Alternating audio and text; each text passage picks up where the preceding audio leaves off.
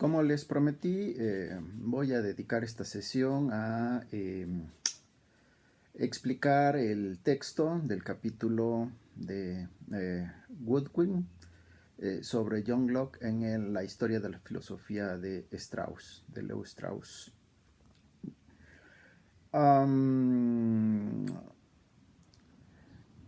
Locke es uno de esos autores que aparentemente es mucho más fácil de lo que en realidad es. La virtud de eso es su pluma muy clara y su forma de exponer. Sin embargo, como buen filósofo, y estos filósofos que son claros suelen tener esta característica, puede ser muy engañoso. En realidad, si ustedes leen la visión general panorámica que Goodwin les proporciona en su capítulo, probablemente les resulte más difícil trabajar este texto que aparentemente la lectura del propio John Locke. Así que bueno, supongo que en este caso podría aplicar la premisa de que el orden de los factores no altera el resultado. Pueden ustedes, si quieren ir directo a Locke, yo se lo recomiendo, y después ir al texto de Goodwin para contrastar y tener parámetros para ver si han comprendido bien a John Locke. O si lo prefieren, para tener un camino con el cual tratar de orientarse en la lectura del segundo tratado del gobierno civil, pues primero leer a Goodwin, hacer sus notas y apoyándose en eso entrar al texto de Locke.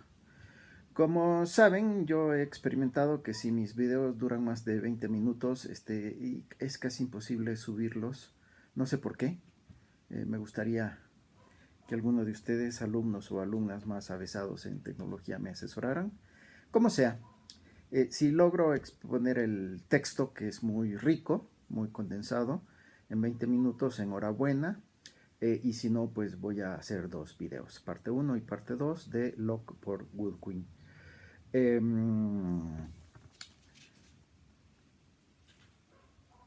Hay que empezar diciendo que, bueno, que de los 4 autores de este curso de Teoría Política 2, Maquiavelo, Hobbes, Locke y Rousseau, los últimos 3, Hobbes, Locke y Rousseau, son contractualistas. Todos utilizan la idea de contraponer para explicar el orden social, las instituciones del derecho y en general las formas de la convivencia humana.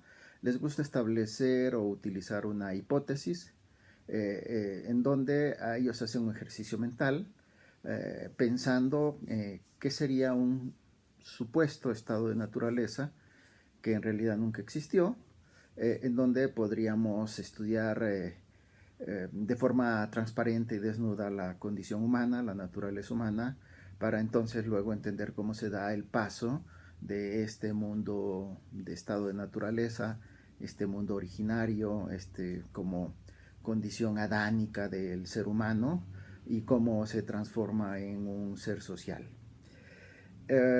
Obviamente todos utilizan los más o menos estos últimos 3, pues Hobbes, Locke y Rousseau, más o menos la misma batería de conceptos, en donde está en el centro pues la idea de un estado de naturaleza, junto con esta la idea de una ley de la naturaleza, para poder contraponerlo entonces con qué sería entonces la civilización, la sociedad civil, el gobierno, la autoridad, el poder, ¿no? Pero obviamente ninguno de los 3 es exactamente igual, ninguno de los 3 utiliza igual los conceptos, cada uno de ellos los estructura, comprende, elabora de muy diferentes maneras. De modo que, bueno, eso es lo importante, que ustedes vayan notando las semejanzas y las diferencias. Por ejemplo, a mitad del capítulo de Goodwin, él ahí utiliza una especie de rápida síntesis para explicar cuáles son las diferencias, perdón, las semejanzas de la idea del estado de naturaleza entre Hobbes y Locke. Las enuncio rápidamente porque pienso que me pueden servir para entonces ahora sí arrancar con Locke y que vean cómo él entiende de forma diferente a Hobbes el estado de naturaleza. Para Goodwin, las semejanzas entre Hobbes y Locke respecto de este concepto, estado de naturaleza, es que, bueno, Tanto para Hobbes como para Locke, el estado de naturaleza es la esfera propia, la morada de una condición, de un estado de guerra, de violencia, de lucha, de contraposición del hombre con el hombre, y por esa razón el estado de naturaleza es una condición malsana que no debe tolerarse, ¿no? Por eso se necesita la sociedad. Segundo, que el origen, contenido y el fin de la ley de la naturaleza pueden enunciarse con brevedad y exactitud, con la palabra autoconservación. El estado de naturaleza es entendido y elaborado de forma diferente en Locke, pero al final del día este estado de naturaleza tiene su propia ley natural para el hombre, que consiste en diferentes formulaciones y explicaciones, pero que conserva un único meollo. Se vale autoconservarse. Esa es la principal obligación del hombre en el estado de naturaleza. Está autorizado a hacer todo aquello que le garantice su autoconservación. Este punto está igualmente asimilado en estos dos autores, en Hobbes y en Locke. Y en tercer lugar, la doctrina de Locke no es diferente de la de Hobbes, en la afirmación de que el gobierno civil es el remedio apropiado para los inconvenientes del estado de naturaleza. Existen, a pesar de estas semejanzas, una profunda y significativa diferencia entre ambas doctrinas, ¿no? Quizás la más importante, y por eso empecé citando a la mitad del texto para volver a las primeras páginas ahora sí e introducirme a ellas. La más importante es que el estado de naturaleza de Locke, como verán, no es tan violento como el de Hobbes. Bueno, aprovecho para decirles, el capítulo de Woodwin creo yo que se puede organizar en torno a tres partes. La primera parte es esta forma de exposición y de esclarecer los conceptos básicos: estado de naturaleza, ley de naturaleza, estado de guerra, sociedad civil. La segunda parte está el tema esencial de la propiedad privada, una cuestión que ya comentaba en el video anterior introductorio, central para valorar el impacto, el significado del pensamiento de Hobbes para, digamos, los debates del mundo contemporáneo, ¿no? Y finalmente el capítulo de Woodwin cierra con la discusión acerca de la división de poderes y las razones que justifican, digamos, el derecho a la insurrección cuando los ciudadanos están en una condición de frente a un poder absoluto que los oprime de forma ilegítima, ¿no? Yo creo que sí, será necesario hacer dos clases para exponer a Woodwin, la interpretación de Woodwin respecto de Locke, y voy a dedicar los siguientes 10 minutos a tratar entonces de explicar los conceptos sustantivos de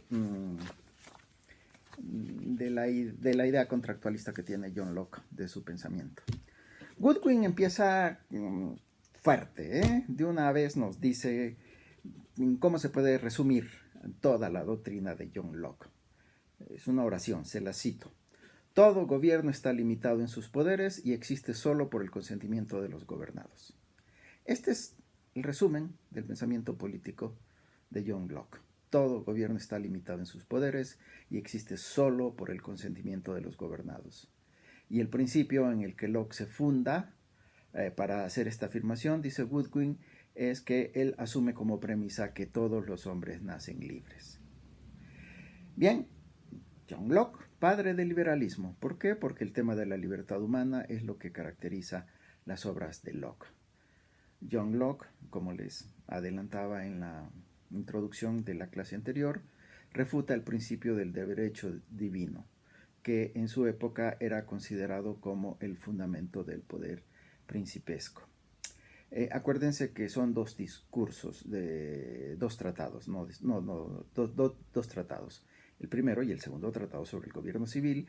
El primer tratado casi no se lee, está un poco olvidado, tiene un gran peso coyuntural para la época y aborda este debate. John Locke en el primer tratado va contra un autor de la época de apellido Filmer, que era los que sostenía que la legitimidad de los monarcas provenía de Dios y frente a este principio es que John Locke se revela. Bien, entiende Goodwin que para John Locke lo que está en el centro de su pensamiento político es su idea de poder político. ¿Qué es el poder político? Y para responder esta pregunta y explicarlo, el verdadero alcance y fin original del gobierno civil es que John Locke elabora este segundo tratado.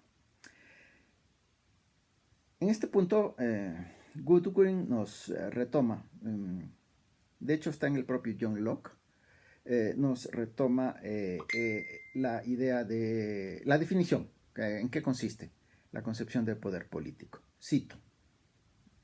Goodwin lo cita, ¿no? Cita directamente a Locke.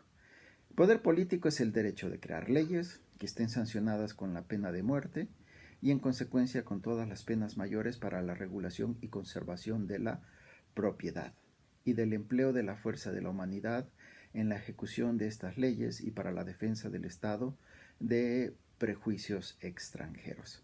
Cierro la cita. ¿Ven? El poder político es la capacidad de hacer leyes para regular la convivencia humana.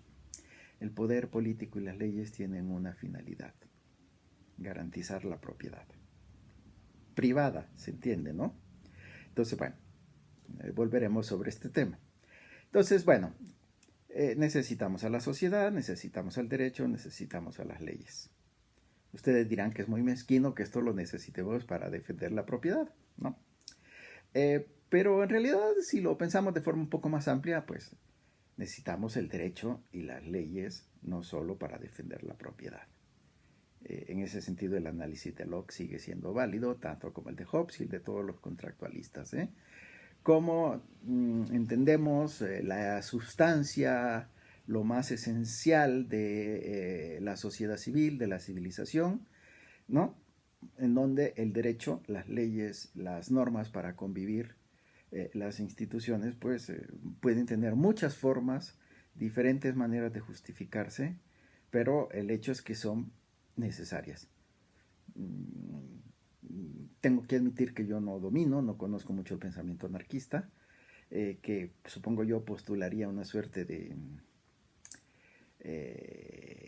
orden espontáneo, de una convivencia armoniosa y fraterna entre los seres humanos, pero bueno, otro día, en otro curso, en otro momento, supongo yo que tendré yo que ilustrarme más a fondo con esta idea del anarquismo, ¿no?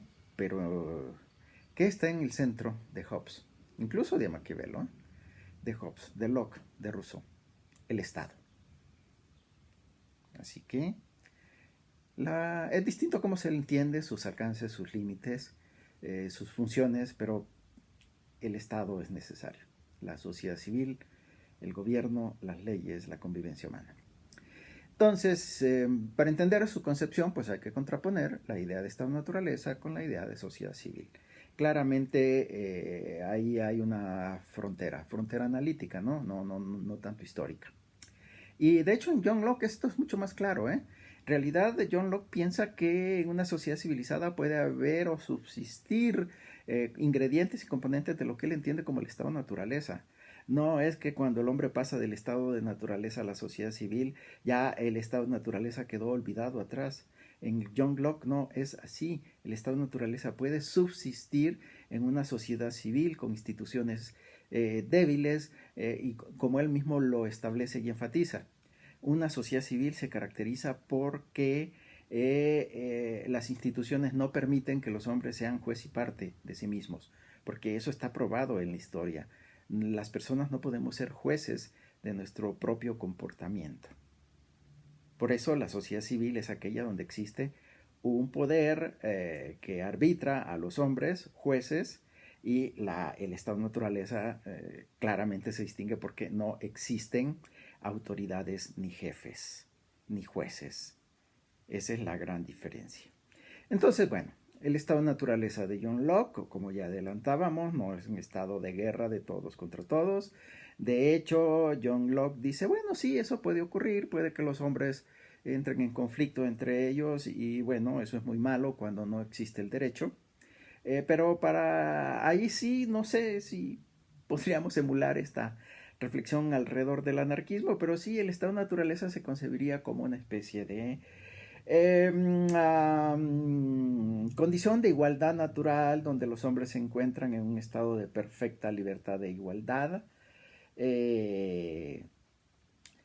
Y, y habría una especie como de armonía natural, pero por supuesto esto no puede ser así de simple, ni tiene los elementos para subsistir, de modo que justo por eso, porque existe también la condición del conflicto, de la confrontación, de las ambiciones humanas, de los deseos de dominación y de imposición, que entonces en este estado de naturaleza existe algo que se llama ley de la naturaleza, que es lo único que existe, dado que aún no entran en juego pues las leyes, el poder y la autoridad. ¿Cuál es la ley de la naturaleza? Lo cita Goodwin de entrada y está citando literalmente a John Locke.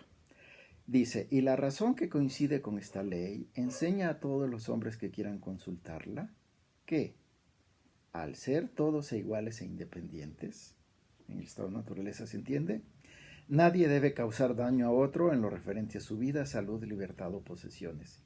Y como están dotados de idénticas facultades y participan todos de una comunidad de naturaleza, no puede presuponerse que exista ninguna subordinación entre nosotros que nos autorice a destruirnos unos a otros, como si estuviéramos hechos para el provecho de otros, como para nuestro provecho están hechas las criaturas de las clases inferiores.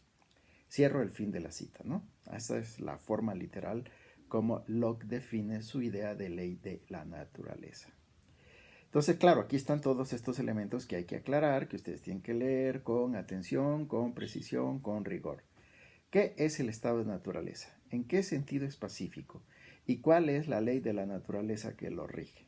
Estas son las preguntas que de hecho ya algunas respuestas están adelantadas en la exposición, pero que sí merece un intento de respuesta más sistemática. El estado de naturaleza es aquella condición prepolítica en la que los hombres viven juntos conforme a la razón, pero sin un jefe común sobre la tierra, con autoridad para ser juez entre ellos, y se encuentran propiamente por eso, como dice Locke, en el estado de naturaleza. El estado de naturaleza para Locke es más amplio que una descripción de la condición del hombre antes del advenimiento de la sociedad civil. El estado de naturaleza es una cierta forma de relación humana. Su existencia, cuando existe, nos explica Goodwin, no tiene nada que ver con el grado de experiencia política de los hombres que están en ella y puede existir en cualquier época de la historia de la humanidad, ¿no? Entonces les digo, es esta idea que no es tan tajante como con Hobbes, como con Locke. En Hobbes sí es tajante, ¿no? Hay un estado de naturaleza, los hombres establecen un contrato y dan paso a la sociedad civil. En Locke la cuestión es diferente. Una sociedad civilizada ya constituida, en la medida en que no tenga instituciones fuertes y funcionales ni eficaces, en esa misma medida está permitiendo el germen de la existencia dentro de sí con independencia de la etapa histórica en la que se viva de esta situación de anarquía, de desorden, de violencia, que puede o no estar presente en la idea de esta naturaleza de John Locke.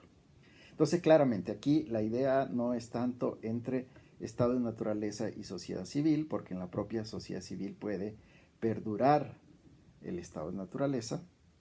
Y la otra distinción que elabora mucho Goodwin explicando el pensamiento de Locke es que en realidad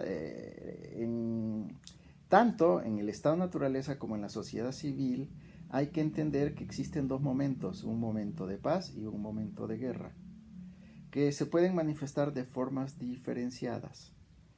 Pero entonces justamente es esto, cómo es que funciona este estado de paz en el estado de naturaleza y cómo es que funcionaría en la sociedad civil y cómo es que el estado de guerra se expresa en el estado de naturaleza y cómo el estado de guerra también puede expresarse en la sociedad civil. Bien, el punto es que, híjole cara, ya se me está yendo el tiempo, no saben cómo se complica cuando duran más de 20 minutos estos videos. La definición de sociedad civil y luego regresaré y retomaré en la segunda parte de la clase. Para Hobbes, la sociedad civil es aquella en donde los hombres viven unidos formando un mismo cuerpo y que cuentan con una ley común establecida y con un tribunal al cual recurrir con autoridad para decidir las disputas entre ellos y castigar a los culpables. Viven en sociedad civil unos con otros, mientras que aquellos que no cuentan con nadie a quien apelar, me refiero a alguien de este mundo, aún se encuentra en el estado de naturaleza. Bueno, dejo aquí en stand-by la clase y la retomo a continuación en una segunda parte. Muchas gracias.